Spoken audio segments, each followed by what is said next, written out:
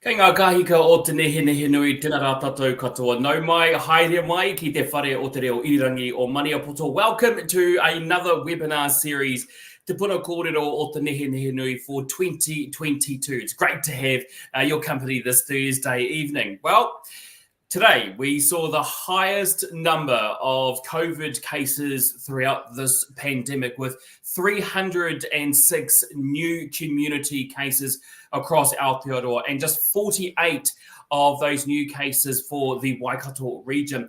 And obviously with that, there has been a significant push from health officials to get tested, to get vaccinated. And obviously with that comes with an increased workload. And so tonight's session, we have a Koorero with our own Maniapoto frontline workers, and we check in to see how they are coping and what's the impact that they are experiencing at this time. But very quickly, before we say hello to our guest panelists, remember, you at home, you can ask any questions of our guest panelists by simply posting your pārtai in the comment section, and we'll work our way through those questions this evening. And be sure to watch out for the unique password code, which will appear on your screens. You'll need that for later on this evening. But it gives me great pleasure to welcome in our guests for this evening. And certainly it's wonderful to welcome back Wikiwira Pōkehā from Puna Waiora, Shani Johnston from Te Ora o Ngātai, and a very special guest this evening, Ernest Montgomery from the Waikato DHB, an Otorahanga icon. And as you can see, he is full of life. And I think maybe we'll start with you, Matu. Can you just share with us a little bit about yourself and maybe what's your mahi, what's involved with your mahi at the DHB? Kia ora tātou, tuatahi tēnei te mihi atu ki a koe winitana mō tō mihi whakatau ki a mātou I tēnei ahi. So for me, I'm now the COVID-19 Service Delivery Manager for the vaccination pop-up or vaccination sites in the King Country and Ruapehu districts, aroha mai. So it's about ensuring that the services are there for people who wish to seek out vaccinations and sometimes can't make it into our GPs or any of the fixed sites or into the chemists. So it's just ensuring that we're able to provide support and services for whānau that are out there that can easily access vaccinations.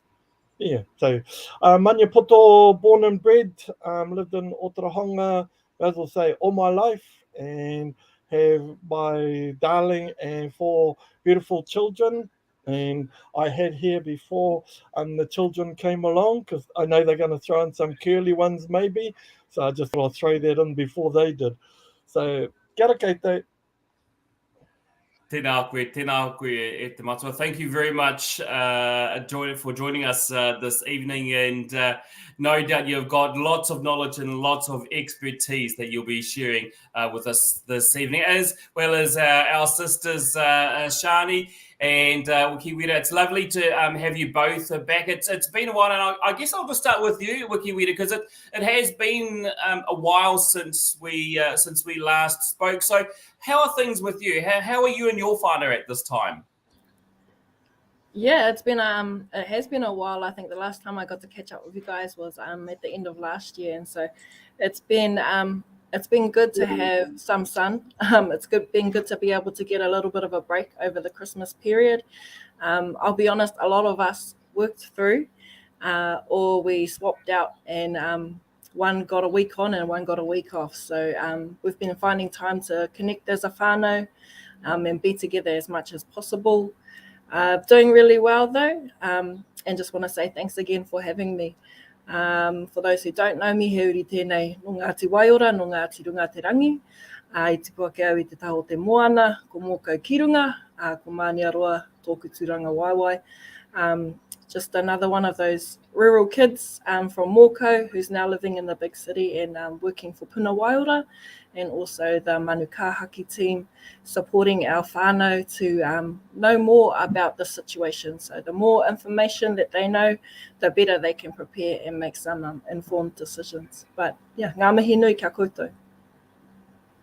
It's always lovely to have you on board, Wikiweeda. And you spoke about having busy period over the festive season. And I guess for you, Shani, it's probably a similar story for you. And working over that Christmas New Year period, you've been extremely busy lately, and this hot, humid weather isn't helping at all. But how are you? How are you in your whānau in your neck of the woods? Kia ora, Wanitana. Yeah, we're doing pretty good at the moment. We're not very flat out busy, but we try to stay open and be able to service our iwi as much as possible. For me, I have had a few days off in the last couple of weeks, so it's been good to step out of that COVID world and just try and be present within others and know what everything else is going on, or what else is going on within the community. So that's been good. For those who don't know me, my name is Shani. I currently live in Aria with my parents on the farm. No, live with my parents. My parents on the farm just down the road, born and bred here. But that's me. Nice, and it's always lovely to have you on board as well, Shani. And for you, Ernest, you do some long hours. You travel some great distances across the rohe. So, how is your whānau coping with you being away from home for so long? I guess pretty lucky for them, really, and that I am away, so I'm not home annoying anybody or anything like that. But I guess it's something we've all identified, that in helping our whānau out there in the community, it's something that we have to do. So we all know there are sacrifices that people make, and it can't be helped. And I guess now that things are starting to come together and have been established and set up, it's not so much traveling now as what I used to do all the time, but being able to maintain contact and just ensure that processes are followed and what's been established is implemented to be able to support our whānau in the vaccination space, and also in any other areas that's possible to support them in. Well, we really certainly appreciate all of you for the work that you do, not only for you and your whānau, but also for the wider community. So ngā mihi ki au koutou katoa. Let's just, just see where we are at the moment, because, we've heard, certainly today we've got those numbers, the highest that we've had since, records began for this particular pandemic. We've got the ministry run the Big Boost Week campaign that's happening at the moment. So there's all sorts of things that's happening across the rohe. So maybe, Shani, if you could just give us a little bit of an update in and around testing, and maybe what's the latest at Te Oro o Ngātai. Yeah, so I just did a bit of a calculation before I jumped on tonight. We're averaging about 15 tests a day. So I see in the Waikato that they processed 2,310 tests. And so we are doing about 15 a day. So people think, oh, geez, we're doing very well in Te Kuiti and stuff, but not a lot of people are getting tested at the moment. And so the ratio for those that are becoming positive to those that are being tested is really high. So that freaks us out a little bit, because what is the infection really like in our community? So that's what we need to really drive at the moment, is that if you are symptomatic and all of those things, you're close contact, you need to come and get tested. But yeah, so we're like this at the moment. We seem to go like this, but yeah, we're just plateauing at the moment, Wanitana. Plateauing indeed. And I'm just wondering, Ernest, if that's the kind of similar situation with our vaccinations. Have we kind of got a little bit of a plateau happening at the moment? We're actually opposite to that, in that with the government's decision to shorten the wait time of boosters from 4 months to 3 months, we've currently had quite an influx of people coming in for their boosters. And I know just in the weekend, or on Friday last week up in Hamilton at Te Awa, they had 600 people through in the one day, most of them going in for their boosters. And for us, for the vaccination site, which is currently sitting down at Otorohanga Countdown, was how many on that day? We had 67 on that day, which is actually our record number through the site. And since that day, we've more or less had around about 30 or 40 people coming through for their boosters. So it has been quite a busy time for us in the vaccinating space. And I mean, which is excellent to see, because then at least we've got our whānau out there, everybody out there willing to try to help keep themselves and their whānau and their community and all those around them safe and bobbles that they can provide. Indeed. And I guess what's the situation with our rangatahi wikiwira, because we know that our rangatahi have been one of the difficult groups to get tested, to get vaccinated, and we've had a long period now of experiencing COVID in the community. So what's the vibe at the moment amongst our rangatahi? Are they more engaging now as what they were previously? Yeah, it's actually been a bit of a struggle for rangatahi, and I understand why it would be.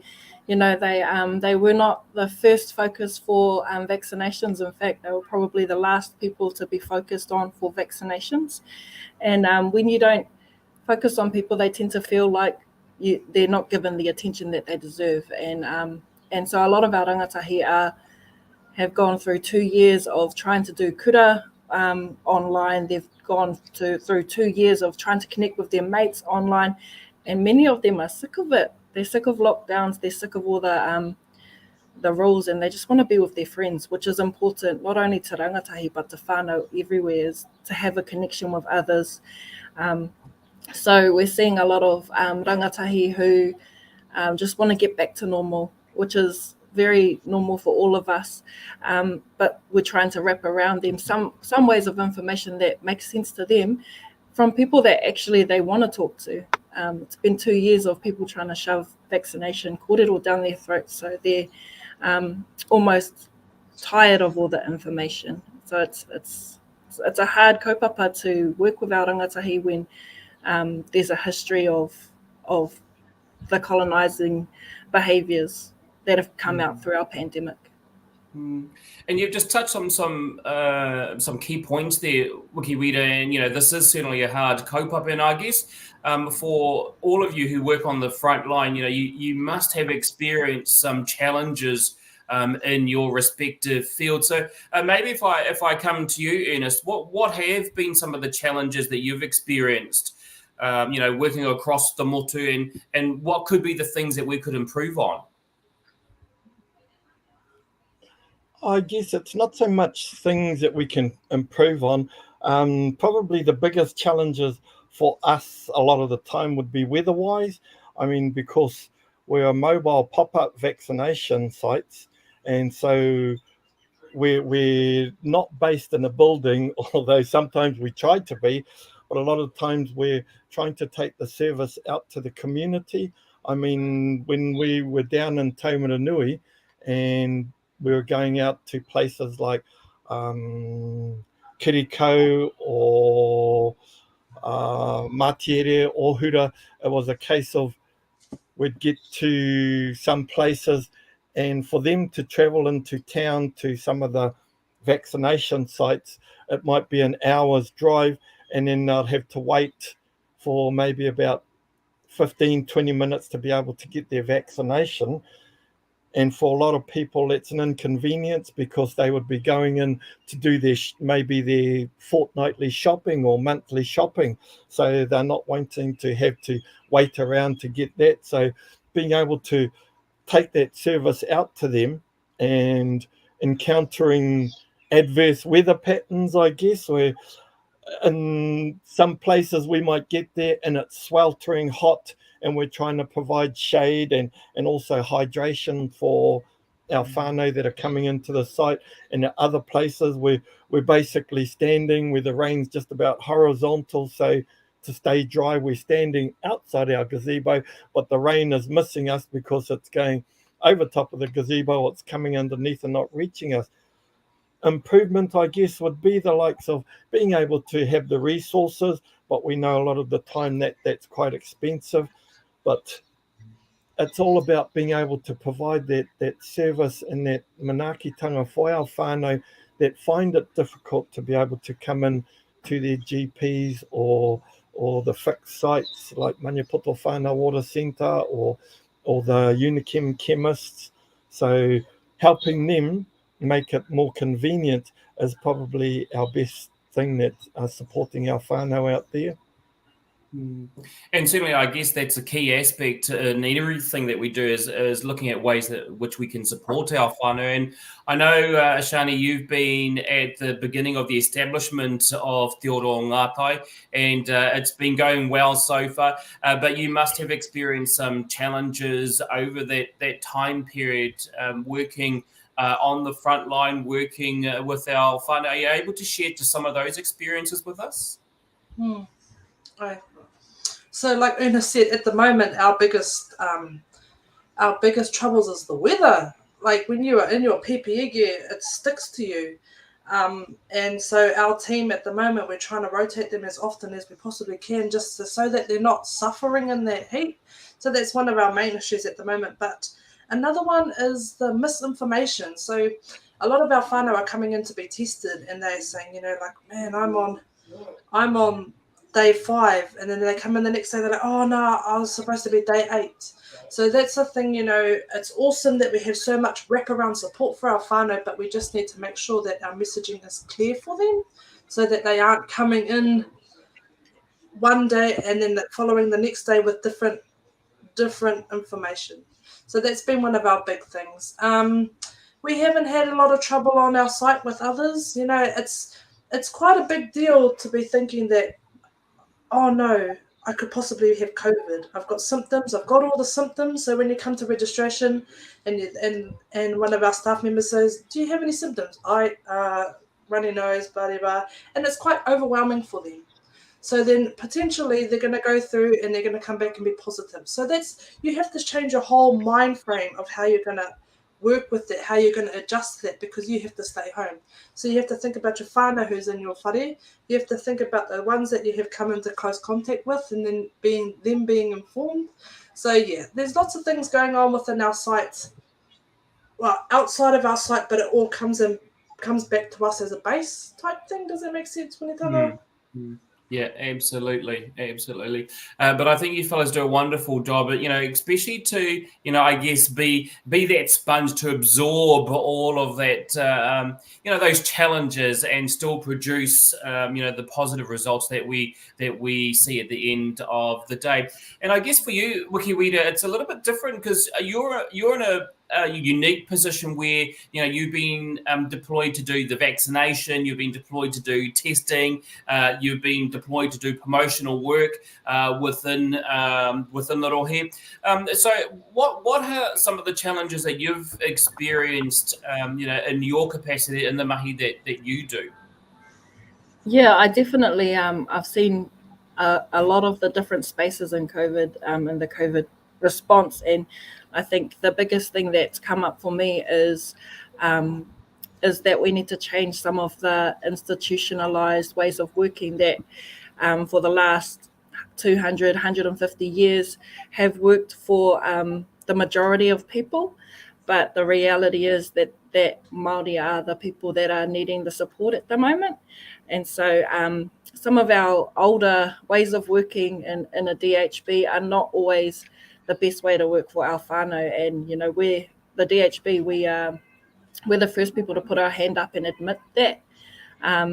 So I think the one thing that COVID has done for us is because it's been growing so fast and there's been this need for a rapid response, we've had to throw a lot of the old ways of working out and start working in ways that work better for our people.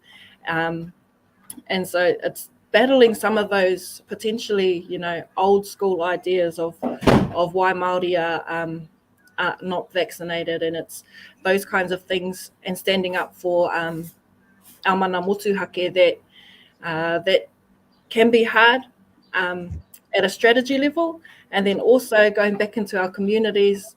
When you say you work for the DHB, sometimes people think, oh, she's a drone, she's just like the rest of them in that DHB space. So there's historical stuff that the DHB has done to our people that we have to move through, as well as Māori in this industry. We have to live in both worlds as well as we can.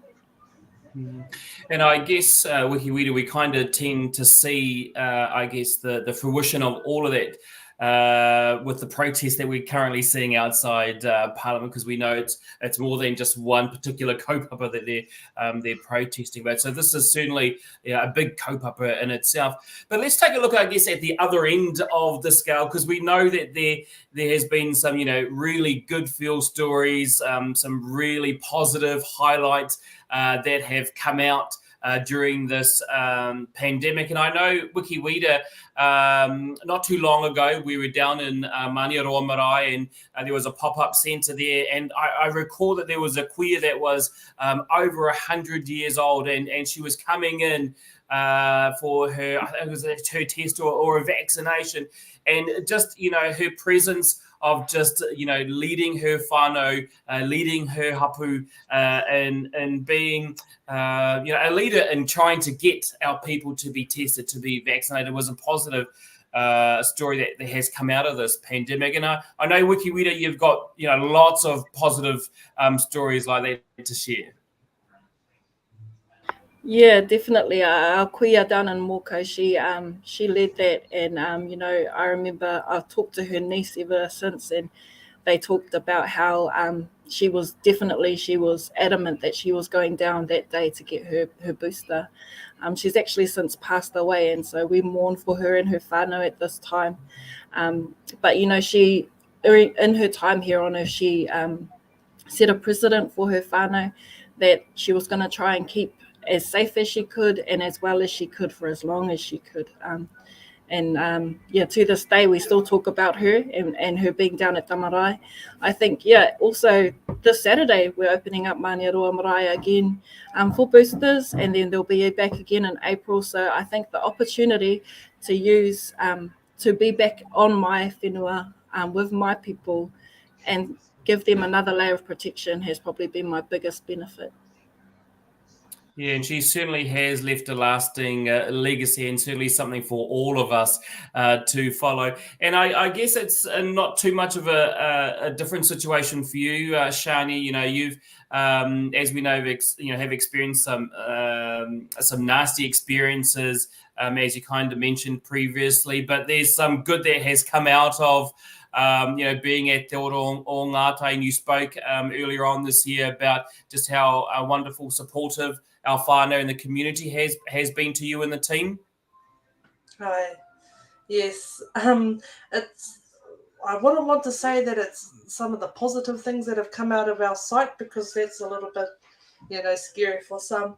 But it's so cool to see the whānau come through, and they're on their day 3, their day 5, their day 8. And when they get released, that's the big thing for us. It's like the whole world has been lifted off their shoulders, so that's the cool thing to see. I mean, for our job, it's not easy, because we are the ones detecting COVID within their whānau. But, like our crew on the ground, we're having a great time. Some of us are great at charades now, or we're good at cards, we're great at last card. It's been quiet. It was quiet a little bit over the festive season. So coming together and being together as a rōpū was really cool for us. Right. Nice, lovely. And I know for you, Ernest, you're currently based down at the Countdown car park in Otorohanga. You're right outside the supermarket, which stocks a number of popsicle ice blocks. You're just across the road from McDonald's and the frozen Coke Zeros. Has there been any positive engagement from the community since you guys have been down at that pop-up vaccination centre? Yeah, quite a bit. We have people going past and tooting and waving and calling out thank you. And we've even had quite a few community members will come past and they'll pass out things like muffins or cakes that they've bought from Countdown or gotten from Countdown and give them to us and acknowledge the team members for the excellent work that we're doing. And even those who may come through and receive vaccination, they'll comment on how it's so casual and relaxed and what would you call it? I guess a pleasant experience for those, unfortunately, that may not like needles. Those who have come through have enjoyed the whole thing because it's about being able to manaaki our whānau when they do come through the space, providing that manaakitanga to help them relax, help them enjoy their experience so that it's nothing that's going to be a deterrent to them either coming back if they require anything else or talking with their whānau about their experience going through the vaccination space, but just wanting to ensure that they are kept safe right throughout and that they know they can trust the team to look after them and help them when they need any support or anything like that, whether it be physical or clinical or spiritual, that we're there just to awhi them right throughout the entire procedure. And I think it's lovely to hear that the community is in there supporting you and the team. And yeah, I'm sure those muffins go down a treat. Now, I just want to remind everyone at home that you can actually ask our guest panelists questions. So you can pop your papai into the comment section and we'll work our way through all of those questions this evening. And don't forget to watch out for that unique special password code, which will appear on your screens. Now let's, I guess, change tactics a little bit, and let's talk about numbers. And if I can come back to you, Ernest, and talk about our vaccination numbers, because at the moment we don't have any cases in Otorohanga. We know that Maniapoto Te Nehenehenui has come out of that outbreak that we experienced just only a few months ago. So what are our vaccination numbers looking like at the moment? Unfortunately for the Otorohanga district, it's a bit sad. That's why we're currently sitting down at Countdown. We were going between Otorohanga and Te Kuiti alternately, and also we were looking at going out further afield to support our whānau who are out in the rural areas. But with the low vaccination numbers currently in the Otorohanga district, we've been asked by leadership to concentrate our efforts on this area at the moment. So we're possibly even looking at just expanding a bit further out in the Otorohanga district to be able to support our whānau who might be out there, especially in our farming communities and rural areas that, like down in Te Nehenehenui, would take some time to come into Otorohanga to visit one of the places doing vaccinations. So it's just a case of being able to try to lift those numbers so that we can support the whānau that are out there, and we can help to try and protect those who are needing that protection, like our queer that Wix was talking about, wanting to support the whānau and to help them and to provide those bubbles for the whānau out there and keep them safe. And I know that, especially across the media, we do see now a lot of pop-up vaccination centres going into, into remote and rural areas. So, that's wonderful news to hear.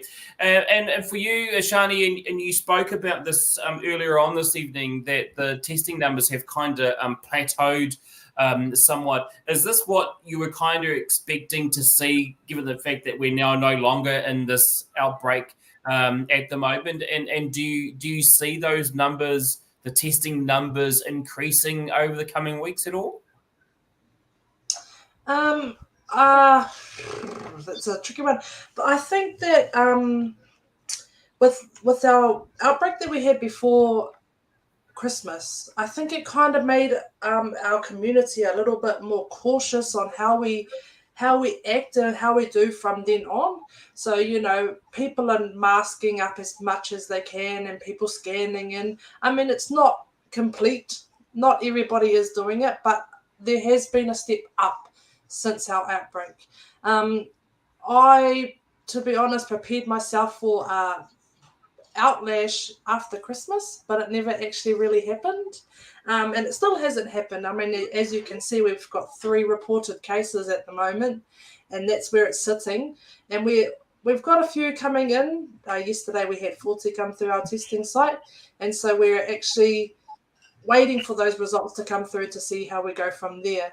But yeah, we're quiet at the moment, and I'm biting my lip and hoping that it's going to stay like that. But we don't know where everybody's traveling, and we don't know what's going on within the community. So we're just kind of holding our horses at the moment. Indeed. And if we come to you, Wikiwita, you know, we hear these numbers, the vaccination numbers, the testing numbers. Is that kind of reflective in the way that our rangatahi are responding to, you know, the current situation, to this pandemic? You know, are they getting tested? Are they getting vaccinated? Yeah, so when we look at our numbers, our rangatahi Māori are the ones that are less likely to be tested and less likely to be vaccinated. And I think that comes from a number of places. I've seen a lot of whānau who are considered rangatahi, and, you know, if they are the main breadwinner in their whare and they start getting symptoms, there's a worry there, because sometimes you can feel like if you're the main breadwinner and you get sick and you have to take 2 weeks off, who's going to feed my whānau? So there's a number of reasons why people are choosing not to test. I also do think that in terms of vaccinations, people need information in ways that make sense to them. And a lot of the information we get, like me and Shani will go through Koorero in the daytime, and half of it, if we don't understand it, then our whānau won't understand it. So our current plan for rangatahi and for tamariki in particular is to start doing some info sessions, whether that's through these webinar, through having whānau nights at kura, and then giving them the information to allow them to be able to make the most informed decisions. But also we're moving away from focusing on vaccinations to also getting them to set up a whānau preparation pack. So it's asking them, you know, in your whānau, who can you call on to drop off some vegetables, some groceries, and then in your whānau, who's somebody that you can call who can give you a check-in if you get stuck in isolation. So it's growing beyond vaccinations and testing to how do we wrap around our whole whānau in a holistic way.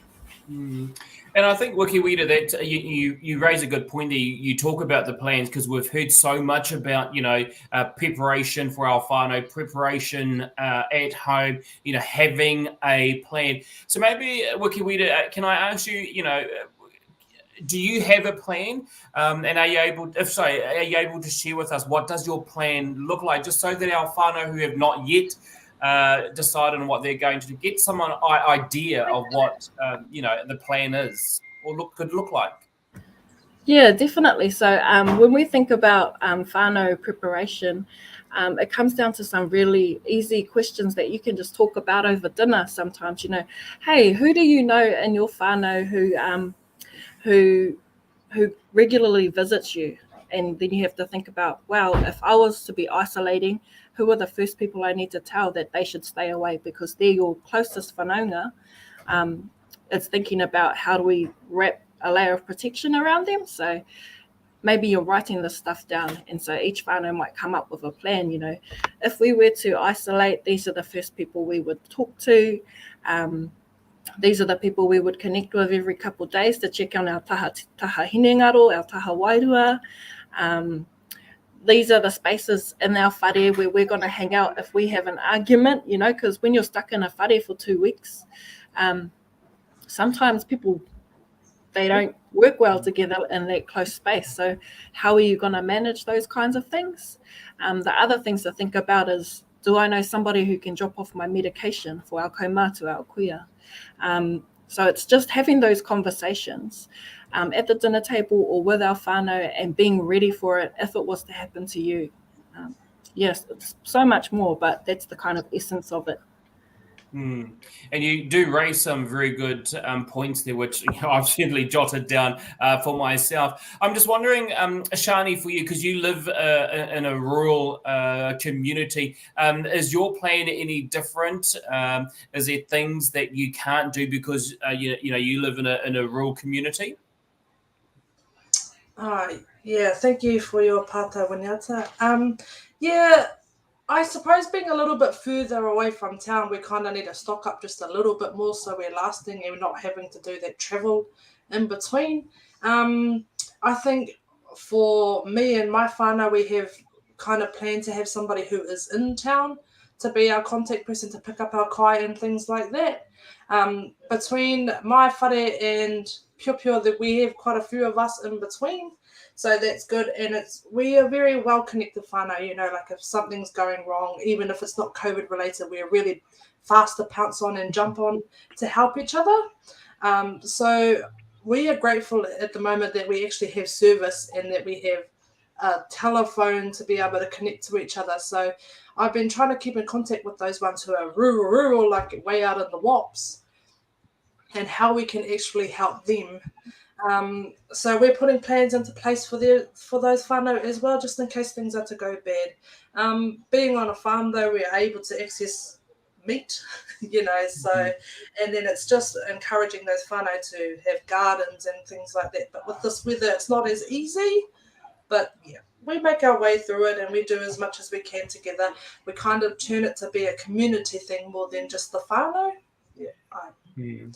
And I think that's certainly a big aspect that plays an important role, especially in those rural areas, is having that community focus. And I know that Shawnee, you do lead a strong community focus in your neck of the woods. And if I can come to you, Ernest, because I guess it's a little bit different in your neck of the woods, because you live in a more urbanized area, I guess, and access to resources is, I guess, a little bit more easier. So what does your plan look like?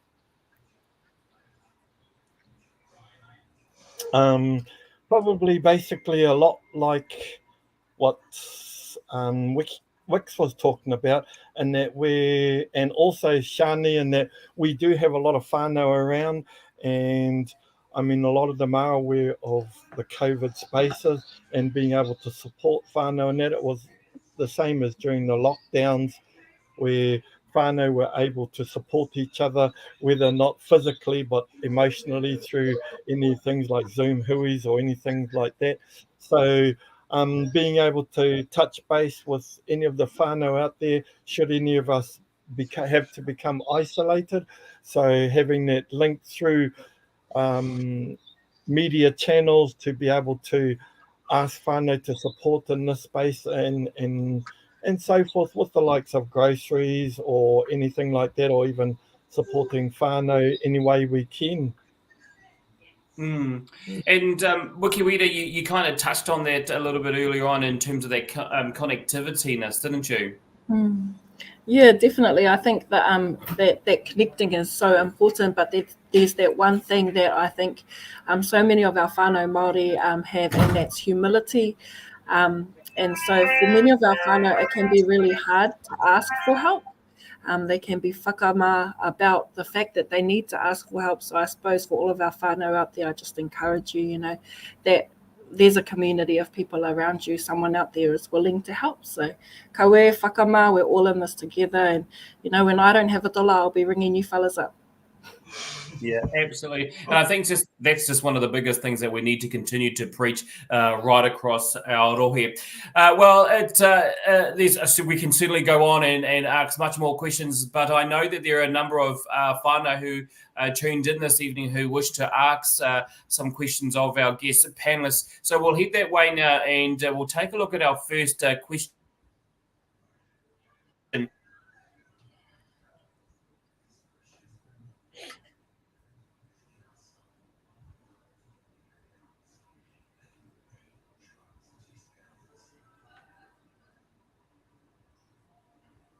Is it just me? she is to come in for a booster? Yeah, cool. Ernest, you're the one who knows that stuff, eh? Was it just me then, or did Winitana sort of glitch for a second? It was just you. Yeah, must have, because I didn't hear him answer the question. But yeah, so when coming in for a booster, first thing is, as I mentioned before, was about the manaaki that's exhibited to our service users, as we say, our whānau that are coming in, whether it's a booster or some are still coming in for their first vaccinations or second, anything like that. You can expect to be treated with respect and dignity, and also adhering to privacy and keeping your information as safe as we can. So when coming through for a booster, I mean, you'll come onto the site, you'll be met by one of our kaimanaki, one of our beautiful wahine or tāne that are on site at the time and doing the screening to ensure that what you're coming on for is for vaccination or a booster, and not for something else that might be covered more by Shani's area in the testing site. So ensuring that you come on, you're kept safe, and then taken through, and everything's followed up with check to see that yes, you are ready for your booster. With the government shortening things from 4 months to 3 months, that's what has caused a sudden surge in people coming forward to get their boosters. And then go through for your vaccination again, and there's ensuring things are explained to you and that you're kept safe right the way through, and then going out and into the observation area, and then again the manaaki coming through, and the manaakitanga shown by our kaimanaki that are on site. And it could be a water, and because people are always encouraged to hydrate with the vaccination, because it's probably one of the best ways to help reduce any after effects or any possible side effects that people may get from a vaccination. And there are lots of different kinds, but and people have had adverse effects from their vaccination, their boosters even, because I know one nephew who had come through just a couple of weeks ago, and then he ended up in pain with headaches and that, and then we found out that maybe if he had hydrated more, because he hadn't been taking any fluid in that whole day, and then he was dehydrated himself. So once he hydrated a bit more, so that seemed to reduce some of the effects that he had. But yeah, and then because we're lucky in that we also have supporters that also help manaki our whānau, our service users that come through, so they can have a water and they can have a lollipop and also a sausage sizzle, because some whānau, they might be rushing from somewhere, haven't had a chance to have any breakfast or any lunch, so having that chance to have a quick sausage, just a sausage sizzle, helps them heaps. And thank you very much for that good advice too, especially around hydration, which is really key at the moment, especially with the weather that we're experiencing at the moment. And thank you, Whaia Donna, for your question. Let's just take a look at another question that's coming through. Again, you can pop your pātai in the comments section below. And this one comes from Christelle, and she's asking, what is the hardest part about working on the front line? And maybe, Shawnee, if you are able to answer, Christelle, what's some of the hardest parts about working on the front line? Yeah, thank you for your pātai, Winifred.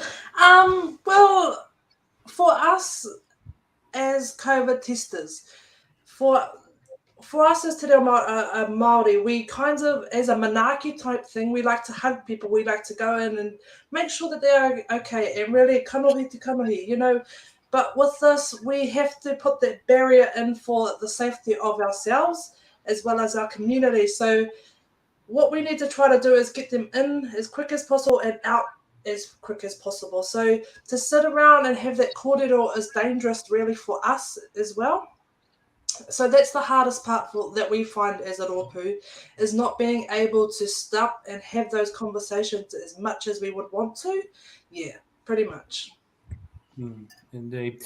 Thank you, Christelle, for asking that question. Let's take a look at another question that's coming in online this evening. And this one comes from Shiloh. And her question is, do you ever get scared of catching COVID and then taking it home to your whānau? And Wiki Weeder, you kind of touched on this a little bit earlier on this evening. And I know that with your mahi, you kind of wear many different hats. Within the DHB, you go right across the rohe. So what is it like for you? Do you ever get scared of catching COVID and bringing that home to your whānau? Yeah, absolutely. When the pandemic first started, it was a new thing and we didn't understand it. And so we didn't know all of the regulations that we were going to need. And when we were out there first doing the first kind of testing stations, I would come home to my whānau and I wouldn't be allowed. We created this tikanga where, I wouldn't be allowed to hug anybody or kiss anybody until I'd have a shower. So I would come back to the back door after mahi from the testing stations, go in, have a shower, put all my clothes into the laundry, and then I would be able to interact with my whānau. And for us at that time, when we didn't have enough guidelines about what was right and what was wrong, that was our way of trying to keep each other safe. Definitely, I feel sometimes scared of catching COVID just going to the supermarket or going to places where there's locations of interest or whether there's a lot of people around. So at any time we can end up bringing it home to our whānau. But I think if we just continue to check ourselves, make sure that we're healthy as we can be, then we're looking after not just ourselves, but our whānau as well. So shot Shiloh for that question. Indeed. And I guess that, the risk of, getting COVID is no different to wherever you are working, whether you're working at the front line or whether, as you said, going down to the supermarket. But, I do acknowledge the fact that you guys do wonderful work and you're taking those extra steps, putting in those tikanga to protect you and your whānau. Let's take a look at another question that's coming in online, and this has come from Whaikiti, and the question is, in a remote isolated settlement, recently a parent took their 11-year-old child to a pop-up mobile vaccination clinic that they had visited, but unfortunately the clinic wasn't set up for kids' vaccinations. For convenience sake, are clinics usually prepared for adults and children's vaccinations? If not, why not? And I think I'll come to you, Ernest, because we know that across the rohe there's different kind of vaccinations that can take place at our pop-up centres. Kia ora. Thank you, Whaikiti. Yes, unfortunately, a lot of the mobiles that are currently operating in the area are not set up for our tamariki, because what's happened is with a lot of our nursing staff, our clinical staff, a lot of them have been called back into the hospitals, whether it be to help get ready for the expected surge that's coming from the Omicron variant, and also a lot of our vaccinating staff are having to go back to their BAU, their business as usual, whether it be in the hospital or out in the schools now that the schools have started up again. So we don't have that clinical staff needed. And to ensure that our whānau, our service unit users that come in are kept safe and trust that we are keeping them safe, we sometimes don't have the clinical capacity to be able to support that whānau, because we have to make sure that there are separate spaces for adult vaccinations as well as for our tamariki vaccinations, because our tamariki have heard the adults Koorero about the vaccinations, about whether to get them or not to get them and so forth, and they've seen on the media about those who are vaccine hesitant or anti-vaxxers, so they will just go on what they hear. But when mum and dad take them in, they're trusting that, well, mum and dad know what they're doing, and so that we also want to ensure that we can show that well, hopefully we know what we're doing. Of course we know what we're doing. We've got some beautiful kaimanaki on our team and any of the teams around that are supporting our whānau. So keeping our tamariki safe and feeling safe right throughout that process is a difficult step, in that we have to ensure there is no mixing up of the vaccinations, because some of the sites may be doing the AstraZeneca, but those are mainly only in the fixed sites at this stage, but also the adult doses of the Pfizer vaccine and also the tamariki doses for the Pfizer vaccine. So it's ensuring they are not getting those two doses mixed up. So yeah, and the clinical shortage that's occurring at the moment. Thank you, Kit. And I guess just to add on to that pathway from Whaikiti is for those rural areas, and I guess anywhere across Aotearoa, where can whānau go to find out where they can take their tamariki to get vaccinated? The WDHB website, or the Ministry of Health, was it Health Point? So if they go to any one of those and they follow all the links through to the COVID vaccination site, it tells you which sites are doing the tamariki vaccinations as well as the AstraZeneca. And a lot of them are through Book My Vaccine, so they're aware of people coming in and needing that support. And then you can, ring your GP, as Shani has intimated it. Certainly there's a lot of avenues in which you can find out locations to get vaccinations for your tamariki. So thank you, Whaikiti, for your partai. Let's take a look now at another question that's come through, and this is from Sastri, and she's asking, can I come and get tested if I don't have a car? And I think, Shani, this is a very relative question for Te Oro o Ngātai, because we understand that the concept of getting tested, or the process rather, is like a drive-through system at Te Oro o Ngātai. So, yeah, how can Sastri come through and get tested if she doesn't have a car? Kia ora, Sastri. We do take walk-ins, so we have had a few come in. We just provide a turu for them so that they're not standing and next minute falling on the ground. So we prefer you in a car, but not everybody has a car or is unavailable to have a car. So we will take walk-ins, and we'll just have a seat for you in the testing tent, and we'll just do it that way for you.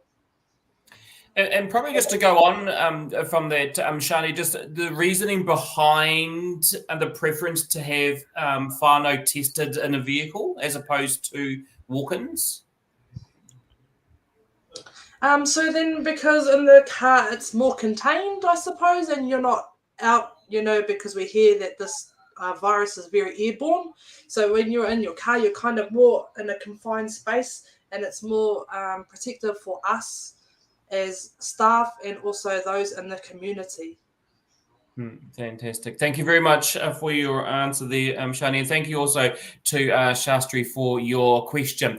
Let's take a look at another question that's come through at the moment, and this is from Shiloh. Do you think the isolation period is a bit long? She's heard people say they don't want to be tested because they can't be isolated for so long, and then the isolation period is shorter when there's more cases in the community. So, Wikiweeda, maybe if I just start with you, and we'll go around the room. We touched on the isolation period towards the beginning of the end. We've heard the Prime Minister say, if you get COVID, you need to start isolating. If somebody else in your bubble gets COVID, then the isolation period starts again. So is this isolation period just a little bit too long? The isolation period, I think, is based on the period that we want to have you in a space where until we're certain that you can't spread that you've definitely are negative. So that's why, if you get a negative test, usually if you go and you get a positive, you've got to isolate. So I think the isolation time it's based on some of the information that we're getting across the globe. But I understand why people are hesitant to test, because then they have to isolate. A lot of people are thinking that, you know, if it's 2 weeks where they can't go outside, and it's hard for them, especially if people have the need to be around people and be connected, then it can be really hard. And I suppose what we want to do is to try and give them ideas and ways to spend that time as well as they can. Could be a time where you sit there and redo your CV. It could be a time where you sit down and plan some goals. And I know for every whānau, that's not the reality. But if we change the lens to looking at it as an opportunity to be together, then it might change the way people feel about it. Yeah. And if I can direct this question to Shani, because we know that part of your mahi is to go into homes with whānau who are isolating, and this isolating period has been a little bit of a concern previously, because we know that people who should have been isolating weren't isolating, and now we hear that, you know, these are going to be a lengthy period with isolation. What's your thoughts about this isolation period, especially, you know, with what you've experienced over the last weeks and months? Yeah, just like Wick said, it's there's 3 different phases now with it, and the first one is to actually try, that we're in now is phase 1, is to try and stamp out COVID within our community. So that's why our isolation period is so long, so that you're containing it as much as possible and you're able to recover from that on the other side. Phase 2 that we roll into, if we, hopefully we don't, but if we do go into it, is to minimize it. So it shortens the length, just to try and minimize as many cases in the community as possible.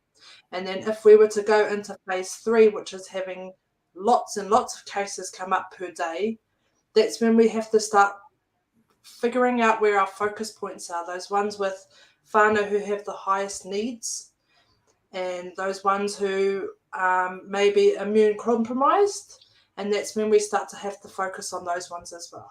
So the phases that we are currently looking at the moment are just trying to make sure that we can reach right across our community.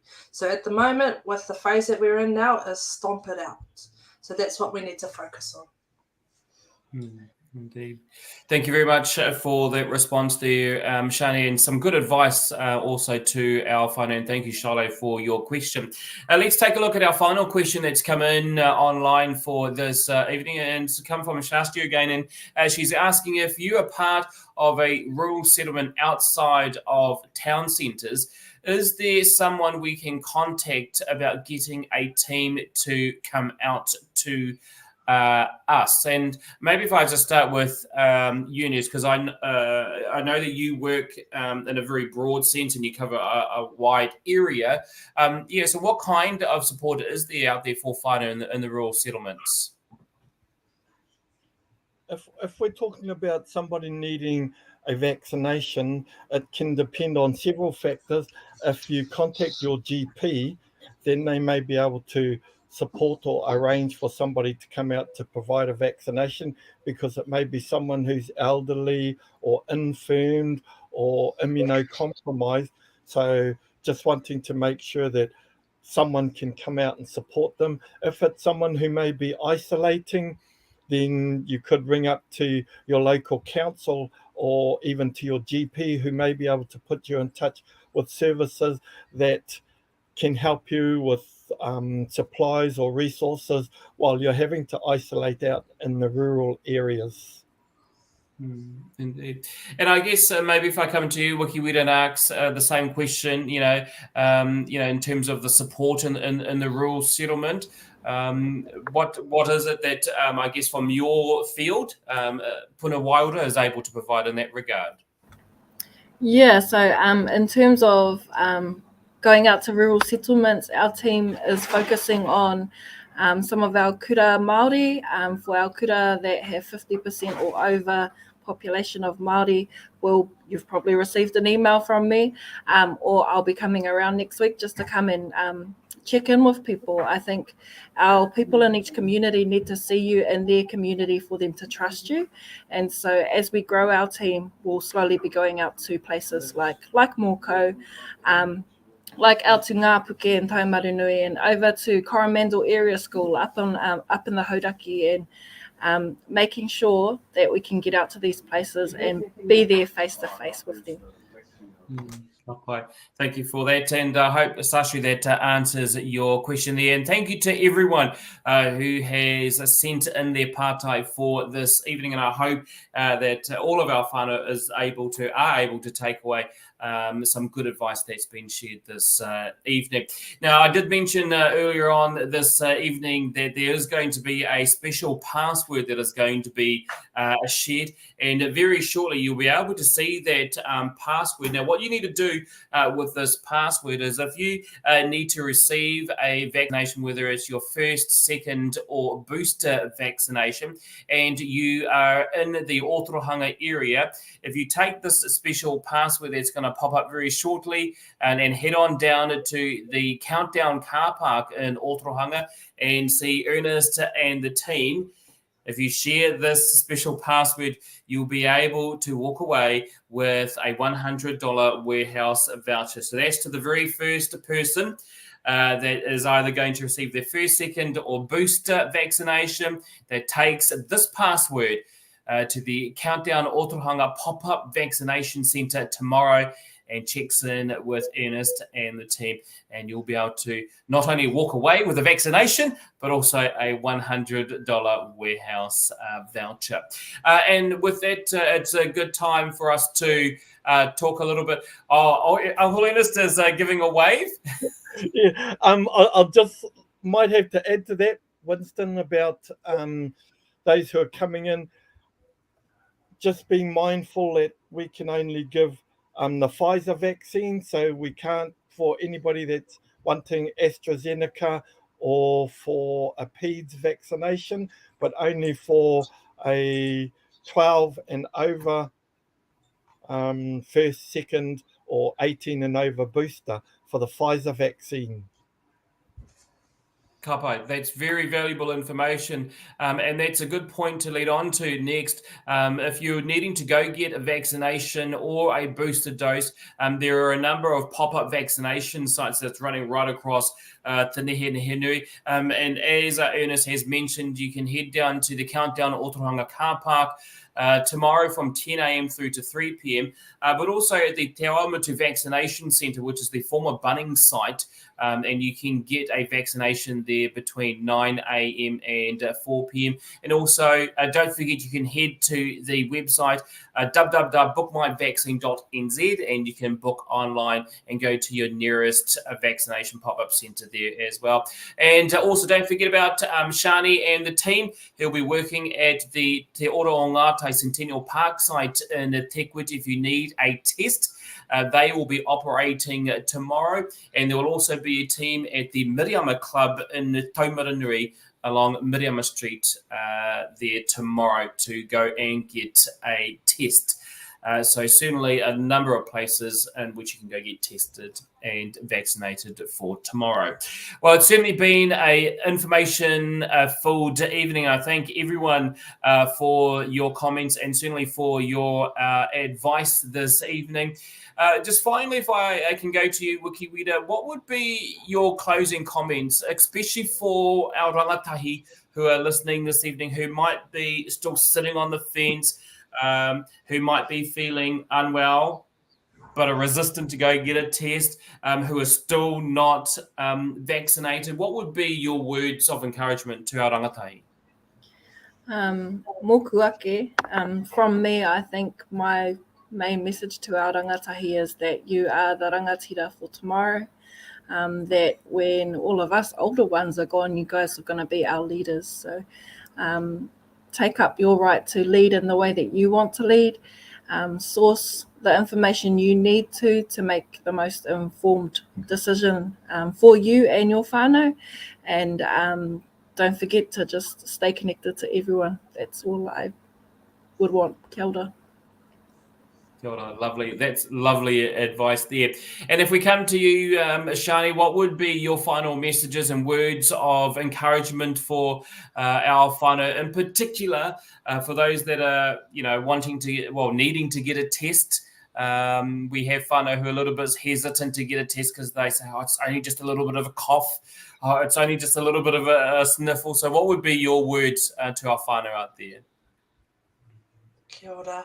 My words would be just to come and get a test if you're symptomatic. So if you have any cold-like or flu-like symptoms, come and see us at Centennial Park or go to your nearest testing centre and get a test so that you are keeping yourself and your whānau and your community safe. You don't want to be the super spreader. That's a little bit shameful. So if you can, go and get a test. It's just down the road for a lot of us. Check in on a website where it might be your closest place to go. And when you're out in the community, remember to wear your masks and to sanitize and to scan in as much as possible. That is our current, other than a vaccination, that is our current protector, is our mask. So we talked in our last webinar about the particular masks that you need to wear. And we said N95s, or we use the medical masks. A mask is a mask, and if that's the only protection that you can give for yourself, then just wear it, please. Please, whānau. Thank you. And finally to you, Ernest, what would be your words of encouragement that you can share with our whānau, again, especially for those that have yet to think about getting the vaccination, whether it be the first, second or booster? And we hear at the moment that people are a little bit resistant in getting their booster jab at the moment. So, what would be your words to our whānau just to get them down to the vaccination centres? I guess it's like the Koorero that's been going around for a while now about tia kina tō whakapapa, to look after your generations, to look after your history, to look after your whānau. So for those who are still a bit hesitant in that, kei te pai, for those who do not wish to be vaccinated or have any further vaccinations, if they have had any vaccinations at all, kei te pai. Again, it's your choice. What we have to look at now is how we can support those that wish to be vaccinated, whether to support themselves or to support their whānau. It's being able to ensure that we can support them in the best way possible. So we're here, whānau. There are a lot of us around that are willing to help. That if you're wanting it, even if you just want to come in and talk with somebody, to talk with any of our nurses and that's kei te pai. Just come on down, have a kōrero, talk to some of our kaimanaki. On any of the sites, they're wonderful people. They're beautiful, and they're there to help you any way they can. So again, we hear it. It's about freedom of choice. So the choice is yours about whether you wish to come in, be vaccinated or not. Kei te pai. And that's some wonderful words to finish our evening there. Ernest from Waikato DHB, Shani from Te Ora o Ngātai, and Wikiwida from Puna Kōrero. Thank you all very much for your expert advice and insightful opinions for this evening. And also, we really appreciate all the important mahi that you continue to do on the front line and protecting all of us. So, ngā mihi ki au koutou katoa. Thank you very much indeed. Well, Tiwi, that wraps up our kōrero for tonight. We do hope that the information shared with you this evening gives you a clearer insight into what our frontline workers experience, but also more importantly, allows you to make an informed decision, an informed choice around how you and your whānau will respond to this growing pandemic as you prepare for Omicron in your community. Now, remember, MFM will keep you up to date with all the latest kaupapa breaking news and any developments across our various platforms. And we will be back soon for another live Q&A here on Te Puna Kōrero o Te Nehenehenui. So thank you very much for joining us.